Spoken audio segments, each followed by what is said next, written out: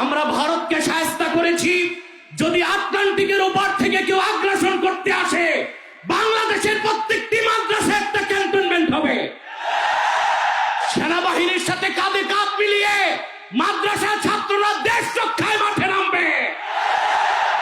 আগ্রাসী শক্তিকে বলে দিচ্ছি, আমার দেশের সবুজ লাল পতাকার দিকে যে চোখ তুলবে তার চোখ উপড়ে দেওয়া হবে।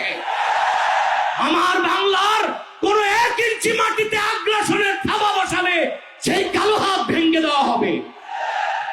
বিতর্কিত নারী সংস্কার কমিশন করে আমাদের অনুভূতিতে আঘাত দেওয়া হচ্ছে, আরেকদিকে মানবিক করিডোরের সিদ্ধান্ত নিয়ে স্বাধীনতার উপর আঘাত দেওয়া হচ্ছে।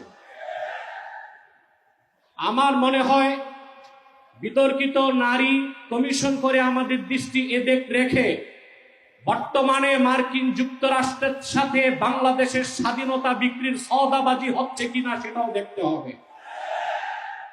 হেফাজতে ইসলাম বাংলাদেশ শুধু দাবি করবে না, সকল মাসলাকের মানুষের পূর্ণ সমর্থন হেফাজতের প্রতি আছে। কারণ হেফাজত হচ্ছে বাংলাদেশে সর্ববৃহৎ ইসলামী অরাজনৈতিক সংগঠন। আজ আমি এই জনতার পক্ষ থেকে, বাংলাদেশের কোটি কোটি মুসলমানের পক্ষ থেকে হেফাজতের সম্মানিত আমিরের কাছে বলবো, হেফাজত রাজনীতিতে যাবে না, কিন্তু রাজনীতি নিয়ন্ত্রণ করতে হবে। 53 বছরের ইতিহাস আমাদের কলঙ্কিত। আলেম ওলামা পীর মাশায়েখ আর মাদ্রাসা ছাত্রদের পবিত্র রক্তে পা রেখে তারা ক্ষমতায় যায়, আর ক্ষমতায় যে ইসলাম ও মুসলমানকে চ্যালেঞ্জ করে। এ সুযোগ আর দেওয়া হবে না। অনতি বিলম্বে বিতর্কিত নারী কমিশনের সমস্ত প্রস্তাব বাতিল করলেই হবে না। যে নারী নামের হিজড়াগুলোই দুঃসাহস করেছে, গ্রেফতার করে তাদেরকে আইনের আওতায় আনতে হবে। আরেকটি বিষয় হচ্ছে, ডক্টর ইউনূসকে বক্তব্য পরিষ্কার করতে হবে। 16 বছর ভারতীয় আধিপত্যবাদের বিরুদ্ধে আমরা রক্ত দিয়েছি। সর্বপ্রথম সকল প্রকার শিরক, কুফর, রামবাম, নাস্তিক আর ভারতীয় আধিপত্যবাদ ও ফ্যাসিবাদের বিরুদ্ধে রক্ত উৎসর্গ করেছে শাপলা চত্বরে হেফাজতের আলেম ওলামা কর্মীরা। সেই আন্দোলনের আগ্নেয়গিরিতে 5ই আগস্ট ছাত্র জনতা আগুন ধরিয়েছে শুধু।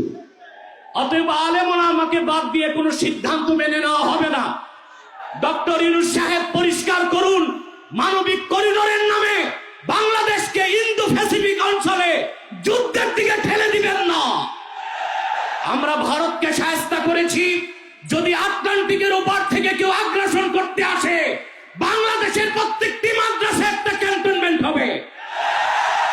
সেনাবাহিনীর সাথে কাঁধে কাঁধ মিলিয়ে মাদ্রাসা ছাত্ররা দেশ রক্ষায় মাঠে নামবে। আগ্রাসী শক্তিকে বলে দিচ্ছি, আমার দেশের সবুজ লাল পতাকার দিকে যে চোখ তুলবে তার চোখ উপড়ে দেওয়া হবে। আমার বাংলার কোন 1 ইঞ্চি মাটিতে আগ্রাসনের থাবা বসালে সেই কালো হাত ভেঙে দেওয়া হবে। বিদায় লগ্নে আরো 3টি দাবি আমাদের পক্ষ থেকে। ব্লাসফেমি আইন করতে হবে, freedom of expression, freedom of speech. বাক স্বাধীনতার নামে ইসলাম বিরোধিতা যেই করবে তাকে আইনের আওতায় আনতে হবে। আমার দেশে অসংখ্য আলেম ওলামা, নিরীহ মানুষকে জঙ্গি তকমা দিয়ে কারাগারে রাখা হয়েছে। যদি বাবর সাহেব মুক্তি পায়, তাহলে যে সমস্ত আলেম ওলামা জঙ্গির মামলায় ভিতরে, তারা কেন মুক্তি পাবে না? তাদের মুক্তির আগে সংস্কার না নির্বাচন হতে দেওয়া হবে না বাংলাদেশে। আমার 7ম দাবি, হেফাজতের পক্ষেই বাংলাদেশের সমস্ত মাসলাককে এক প্ল্যাটফর্মে আনা সম্ভব একটি দাবি আদায়ের লক্ষ্যে। সেটা হচ্ছে বাংলাদেশে কাদিয়ানীদেরকে অবশ্যই অমুসলিম ঘোষণা করতে হবে। হেফাজত যদি ডাক দেয়, তাহরিকে খাতমে নবুয়্বত সারা বাংলাদেশের মাসলাক আসবে।